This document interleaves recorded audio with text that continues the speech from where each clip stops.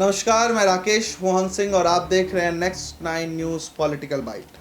देश में चुनावों का सीज़न चल रहा है, तमाम मुद्दों पर बात हो रही है, लेकिन आम जनता चुनाव के दौर में भी हाशिए पर थी और अब भी हाशिए पर ही है।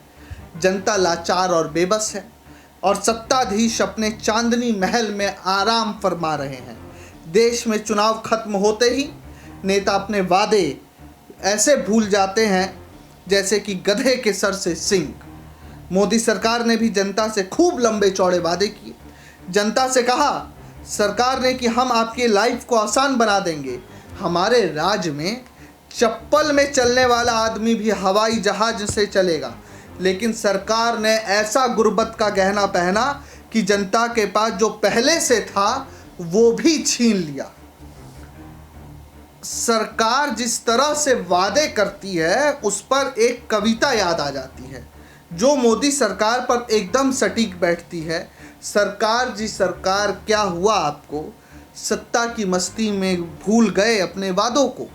देश के पीएम मोदी हमेशा से कहते रहते हैं कि इस देश के संसाधनों पर पहला हक इस देश के गरीब और वंचितों का है।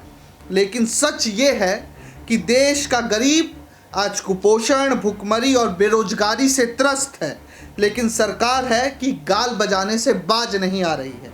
पीएम कहते थे कि इस देश के हर गरीब का देश के हर संसाधन पर बराबर का हक है, लेकिन उन्हीं के नेता गरीब आदिवासी पर पेशाब करते हुए वायरल हो जाते हैं।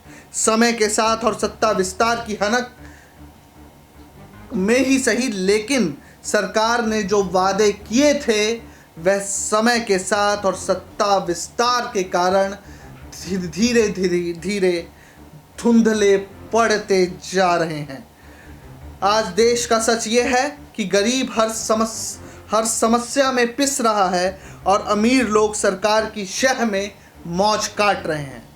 मोदी सरकार जब सत्ता के लिए संघर्ष कर रही थी तो उसने कहा कि हमारे शासन में चप्पल पहनने वाला आदमी भी हवा में उड़ेगा, जहाज में। सरकार ने उड़ान स्कीम को लॉन्च कर दिया। गरीब को हवा में दिखाकर सत्ता ने गरीबों से उनकी रेल भी छीन ली। यही तो काबिलियत है इस सरकार की। एक जगह से ध्यान भटकाने के लिए सरकार दूसरी जगह आग लगा देती है। आम लोगों की महंगी होती ट्रेन पर कांग्रेस सांसद इमरान प्रतापगढ़ी ने सरकार का ध्यान खींचने का काम किया। इमरान प्रतापगढ़ी ने रेल के मुद्दे पर सरकार को आईना दिखाने का काम किया है। क्या कुछ कहा इमरान ने, आप भी सुनिए। हमारे पैर के छालों का क्या हुआ? कहाँ तो हवाई चप्पल वाला हवाई जहाज में यात्रा करेगा और लोकल ट्रेन वाला बुलेट ट्रेन में यात्रा करेगा। ऐसे नारे हम सुनते रहे और धरातल पर स्थिति ये हो गई कि रेलवे की पुरानी यात्री सुविधाएं भी रसातल में चली गईं। महोदय, देश में रेल को आम जनता का यातायात माना जाता है। क्या सरकार इस सस्ते सार्वजनिक परिवहन को असुरक्षित, असम्मानजनक और असुविधाजनक बना देगी? उपसभापति महोदय, आम जनता के लिए वेटिंग टिकट की समस्या इतनी बड़ी त्रासदी है कि इसे रेल मंत्रालय शायद समझना ही नहीं चाहता। महीनों पहले भी अगर ट्रेनों का टिकट लेने का प्रयास करिए तो अधिकांश टिकट वेटिंग में ही मिलेगा या फिर तत्काल के नाम पर आपकी जेब लूटी जाएगी। आजकल तो डायनामिक फेयर के नाम पे डकैती चल रही है महोदय। अभी पिछले महीने नवंबर में मुंबई से पटना जाने वाली सुविधा एक्सप्रेस में सेकंड एसी का फेयर 9,300। ठीक है सर, मैं उस शब्द को वापस ले रहा हूं। मैं पुनः लूट शब्द इस्तेमाल कर रहा हूं। डायनामिक फेयर के नाम पे लूट चल रही है। अभी पिछले दिनों नवंबर में मुंबई से पटना जाने वाली सुविधा एक्सप्रेस में सेकंड एसी का फेयर 9,395 रुपए पहुंच गया था। बेस फेयर 2,950 रुपए था, उस पे 5,900 का डायनेमिक फेयर। गजब की लूट है। क्या रेल मंत्रालय ऐसी कोई तरकीब विकसित नहीं कर सकता जिसमें वेटिंग टिकट लेने वाले यात्रियों के लिए अलग से कोच लगाया जाए? उपसभापति महोदय, रेलवे में सुरक्षा और रेलवे की सुरक्षा आजकल दोनों भगवान भरोसे हैं। रेल दुर्घटनाओं की बाढ़ आ गई है। उड़ीसा के ट्रेन हादसे में मारे गए सैकड़ों यात्रियों के परिवारों के आंसू अभी सूखे नहीं है। पहले रेल हादसे होते थे, रेल मंत्री जवाबदेही लेते थे, जमीर की आवाज पर इस्तीफा दिया करते थे। अब शायद जमीर की आवाजें नहीं होती हैं, क्योंकि रेल मंत्री जवाबदेही नहीं लेते, इस्तीफा नहीं देते। भाजपा की सरकारों में इस्तीफे नहीं हुआ करते। यात्रियों की सुरक्षा की सुध भला कौन ही ले जब मंत्री जी को फुर्सत ही नहीं है। 25 नवंबर को मध्य प्रदेश के मुंगावली स्टेशन पे ट्रेन का इंतजार कर रही महिला से जीआरपी अधिकारी गैंगरेप करता है।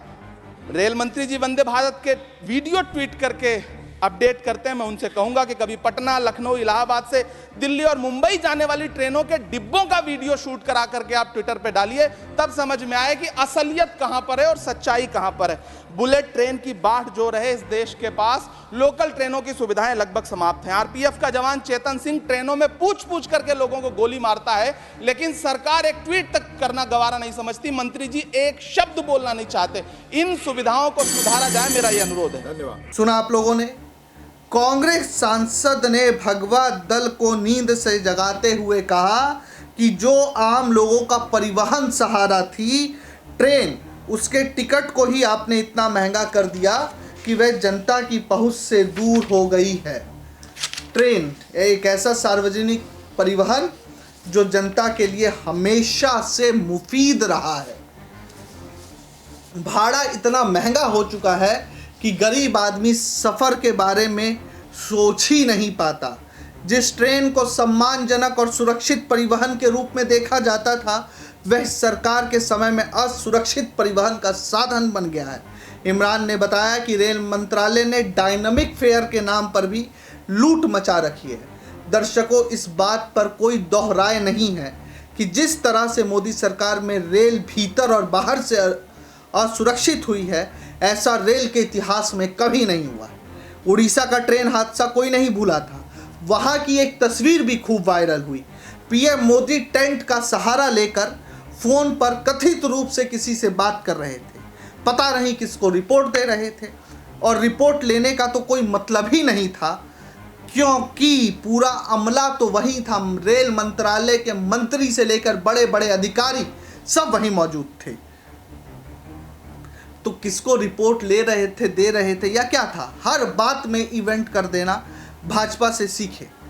बाकी तो ये भाजपा की सरकार है, यहाँ इस्तीफे होते ही नहीं हैं, यहाँ किसी की जिम्मेवारी होती ही नहीं है। बुलेट ट्रेन का ख्वाब सजाए अमृतकाल का भारत रेल टिकट बुकिंग की बुकिंग में मिलती वेटिंग टिकट से परेशान है।